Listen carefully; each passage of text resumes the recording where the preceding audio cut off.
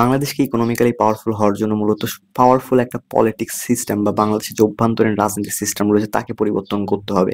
Economically powerful হওয়ার জন্য বাংলাদেশের উচিত হবে যে একটা স্টেবল পলিসি সিস্টেম, যেটিকে আসলে প্রত্যেকটা সরকার বা প্রত্যেকটি যে রাজনৈতিক দল ক্ষমতা আসবে তারা পালন করতে বাধ্য হবে বা তারা মূলত ওটাকে ফোকাস করে রাজনীতি করবে। এই জিনিসটি বাংলাদেশে বর্তমানে খুব বেশি গুরুত্বপূর্ণ। অর্থাৎ সরকার চেঞ্জ হইলেও বাংলাদেশের ফরেন পলিসি এবং অভ্যন্তরীণ যে ডেভেলপমেন্টের পলিসি বা মাস্টার প্ল্যান রয়েছে সেটি কখনো যাতে চেঞ্জ না হয়। বাংলাদেশ থেকে শুরু করে বিভিন্ন উন্নয়নশীল দেশগুলোর ক্ষেত্রে সবচেয়ে বড় একটা সমস্যার সৃষ্টি হয় যে তাদের পলিসি সরকারের পরিবর্তনের সাথে সাথে বারবার পরিবর্তন হয়। এতে করে যে উন্নয়ন একটা লং টার্ম ভিশন রয়েছে সেটি পুরোপুরি নষ্ট হয়ে যায়।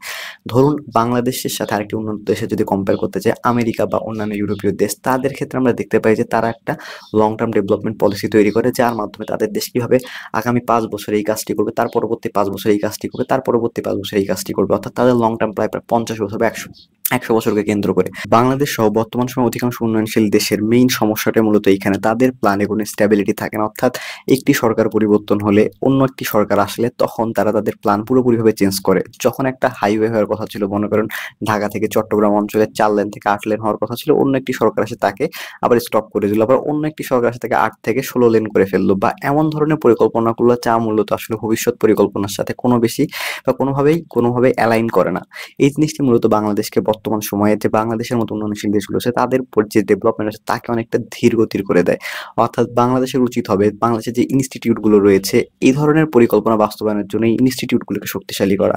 বাংলাদেশের যে সড়ক বিভাগ রয়েছে তারা মূলত সড়ক বিভাগের 50 বছর বা 100 বছর একটা বড় পরিকল্পনা করবে এবং সেই পরিকল্পনা প্রত্যেকটা সরকার আসলে মেনে চলবে, তাদের সেই মাস্টার প্ল্যান অনুযায়ী এগিয়ে যাবে। অন্যদিকে বাংলাদেশের যে ডেভেলপমেন্ট অথরিটি রয়েছে বা ডেভেলপমেন্ট বিভিন্ন ধরনের যে এজেন্সিগুলো রয়েছে তারা যে ধরনের পরামর্শ দেবে, তারা যে ধরনের মাস্টার প্ল্যান ডেভেলপ করবে পুরোপুরিভাবে সেই মাস্টার প্ল্যানকে অনুসরণ করে প্রত্যেকটি সরকার বা প্রত্যেকটি দল যখন ক্ষমতায় আসবে তারা সেটিকে সেইভাবে ইমপ্লিমেন্ট করার চেষ্টা করবে। এটি মূলত বাংলাদেশের সহ বা অন্যান্য ডেভেলপমেন্ট কান্ট্রির যে ডেভেলপিং কান্ট্রিগুলো রয়েছে সেই কান্ট্রিগুলোর জন্য একটা বড় সমস্যার সৃষ্টি করে যে তারা তাদের যে প্ল্যান রয়েছে প্রত্যেকটা সরকার পরিবর্তনের সাথে সাথে বা বিভিন্ন ধরনের মন্ত্রী পর্যায়ে কোনো পরিবর্তন আসে তখন তারা তাদের নিজস্ব প্ল্যান বাস্তবায়ন করার চেষ্টা করে এবং নিজস্ব ফায়দা উসুল করার চেষ্টা করে।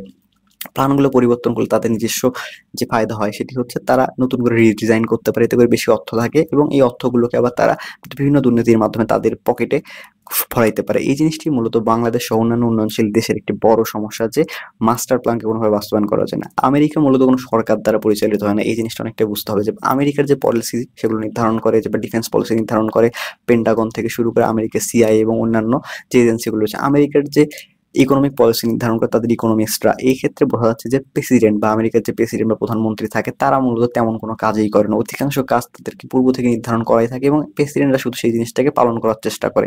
এটি মূলত আমেরিকার যে আমলাতান্ত্রিক কাঠামো রয়েছে এই কাঠামোকে শক্তিশালী করার মাধ্যমে সম্ভব হয়েছে। বাংলাদেশকে একইভাবে বাংলাদেশের আমলাতান্ত্রিক যে কাঠামো রয়েছে তাকে শক্তিশালী করতে হবে, যাতে করে যে কোনো সরকার ক্ষমতায় আসুক না কেন বাংলাদেশের একটা নিজস্ব মাস্টার প্ল্যান থাকবে উন্নয়ন বা ডেভেলপমেন্টের। সেই ডেভেলপমেন্ট প্ল্যান বা ন্যাশনাল ডেভেলপমেন্ট প্ল্যান থাকবে। এই ন্যাশনাল ডেভেলপমেন্ট প্ল্যান প্রত্যেকটি সরকারকে অনুসরণ করতে হবে এবং কোন টাইম ফ্রেমের মধ্যে কোন প্ল্যান বাস্তবায়ন করতে হবে সেটা নির্ধারিত থাকবে। অর্থাৎ আগামী 5 বছরে বাংলাদেশ যদি এই জায়গায় এত বড় রাস্তা করতে পারে বা এই জায়গায় এই ব্রিজ তৈরি করতে পারে বা এমন ফ্যাক্টরি উৎপাদন করতে পারবে, এমন যে বিভিন্ন ধরনের ম্যানুফ্যাকচারিং প্ল্যান রয়েছে এগুলি স্থাপন করতে চায়, তাহলে পরবর্তী 5 বছরে কি করবে এবং পরবর্তী 5 বছরে কোন সংস্কার করবে বা কোন ধরনের পরিবর্তন আনবে সেই জিনিসগুলো নির্ধারিত থাকবে এবং এই টাইম ফ্রেমকে কোনোভাবে অতিক্রম করা যাবে না। অর্থাৎ নির্দিষ্ট সময়ের মধ্যে নির্ধারিত যে উন্নয়নগুলো রয়েছে সেগুলো বাস্তবায়ন করা পুরোপুরিভাবে যে কোনো সরকারের জন্য বাধ্যতামূলক করতে হবে, তাতে করে বাংলাদেশ আসলে যে কোনোভাবে তাদের যে উন্নয়ন অগ্রযাত্রা রয়েছে সেটিকে পিছিয়ে পড়া থেকে বিরত থাকতে পারবে। এটি মূলত বাংলাদেশের বর্তমান সময়ে একটা বড় সংস্কার প্রয়োজন যে কিভাবে তাদের অবকাঠামোগত উন্নয়নের ক্ষেত্রে বা যে কোনো ধরনের উন্নয়নের ক্ষেত্রে বাংলাদেশে যে আমলাতান্ত্রিক ব্যবস্থা রয়েছে বা যে পলিসি মেকিং ব্যবস্থা রয়েছে সেই পলিসি মেকিং ব্যবস্থাকে আরো বেশি শক্তিশালী করা যায় এবং প্রত্যেকটা সরকার যাতে এই পলিসিকে ফলো করে চলতে পারে সেই জিনিসটিতে তাদেরকে বাধ্য করা যায়।